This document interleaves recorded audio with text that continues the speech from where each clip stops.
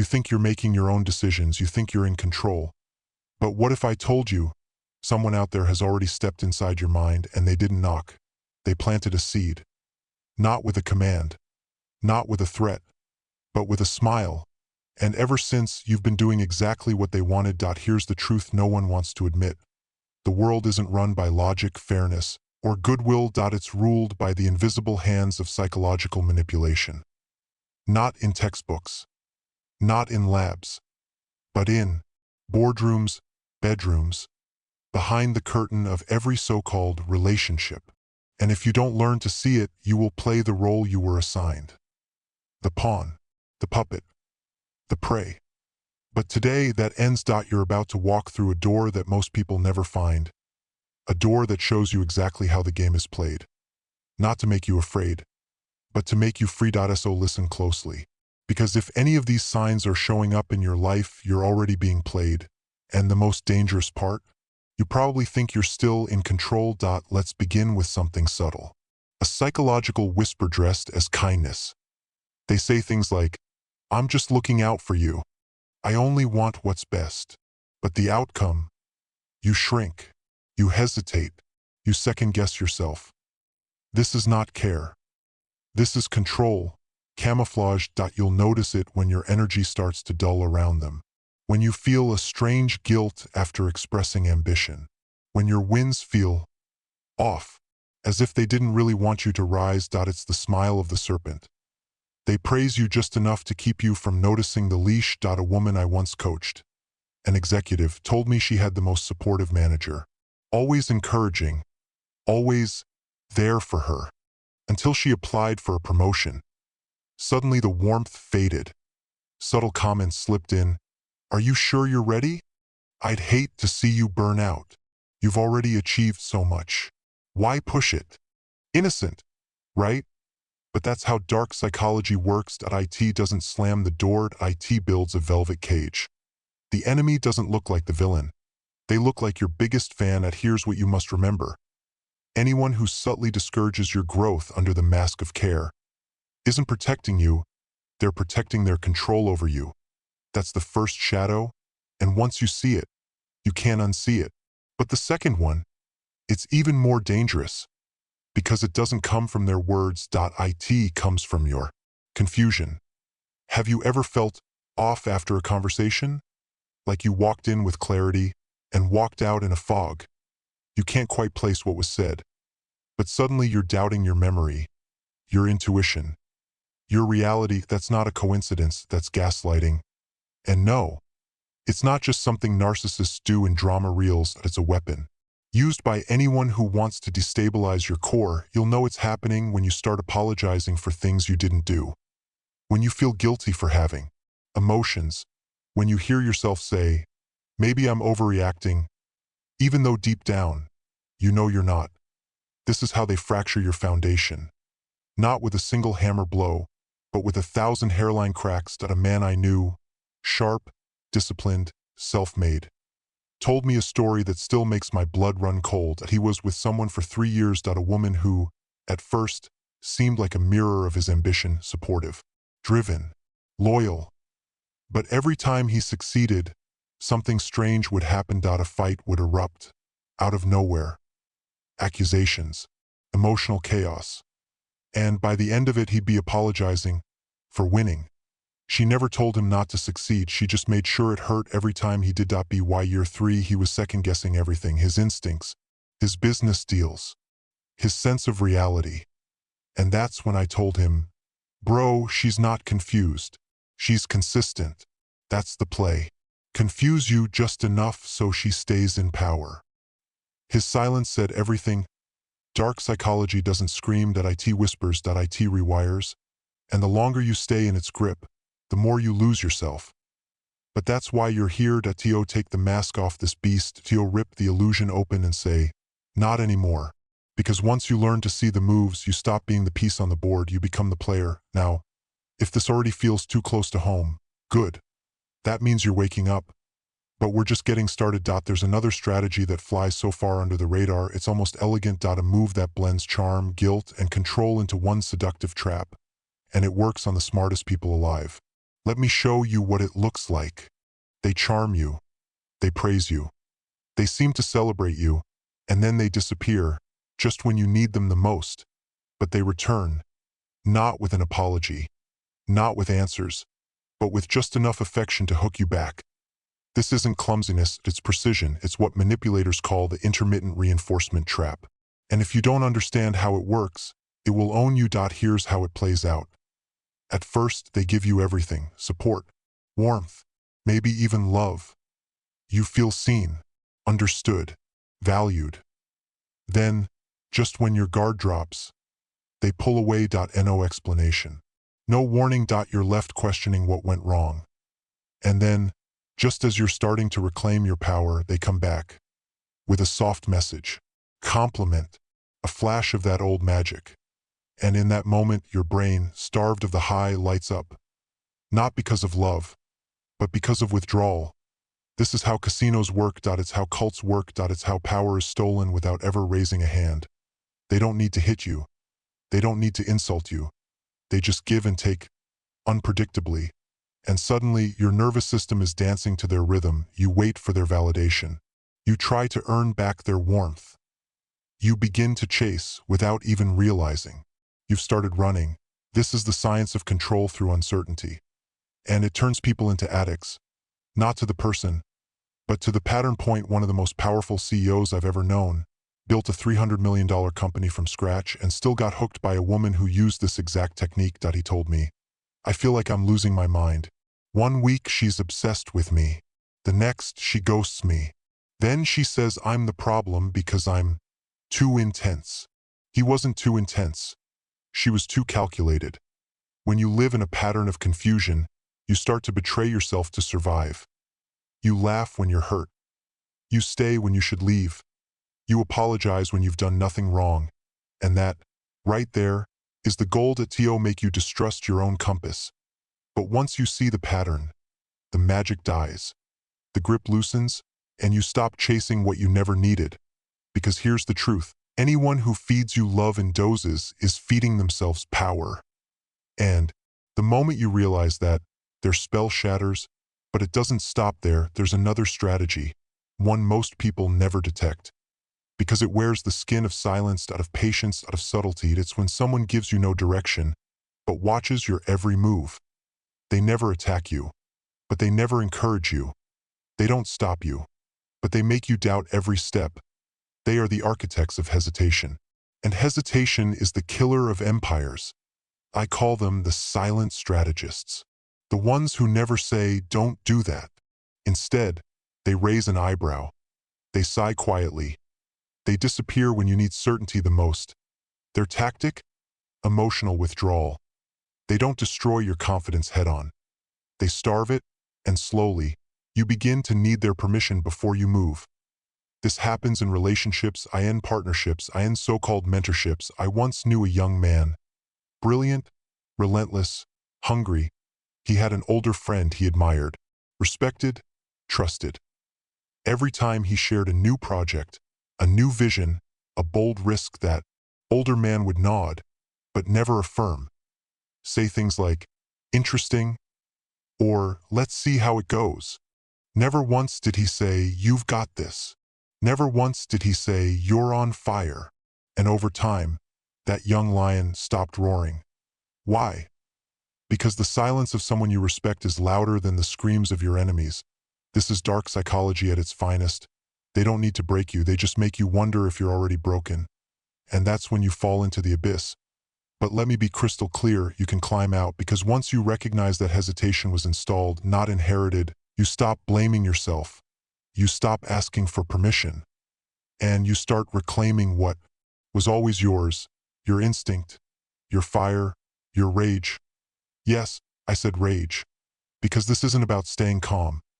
This is about waking the hell up. It's about remembering that the voice inside you was loud before they whispered doubt into your ears. And the moment you feel that again, the whole game flips. You start moving without apology. You stop needing explanations. You begin to recognize manipulation before it takes root. Because now, you speak the language of power. You can feel when someone's touch has strings, when their silence has claws. when their smile is a leash, and instead of freezing, you move like a ghost. A shadow. A strategist. So let me ask you something. Have you ever wondered why the same types of people keep entering your life? The manipulators, the users, the sweet-talking charmers with knives behind their backs. It's not your fault, but it is your responsibility, because the final level of this game, the move that changes everything, is not just spotting the manipulation. It's becoming unmanipulable, and to do that, you need to unlock a darker truth. Point 1. They've tried to bury beneath guilt, fear, and fake politeness, but we're going there next, because if you're ready, you're about to learn how to not just survive the game, but to win it. Let me tell you something most people will never hear in their lifetime. You're not weak because you got manipulated. You were targeted because you have power. Yes, power.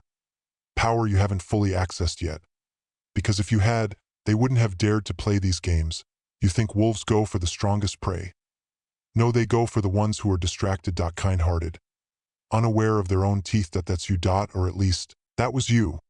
But now you're waking up, and it's time you see the final tactic for what it is. There's a level of dark psychology that doesn't just target your decisions, it targets your identity.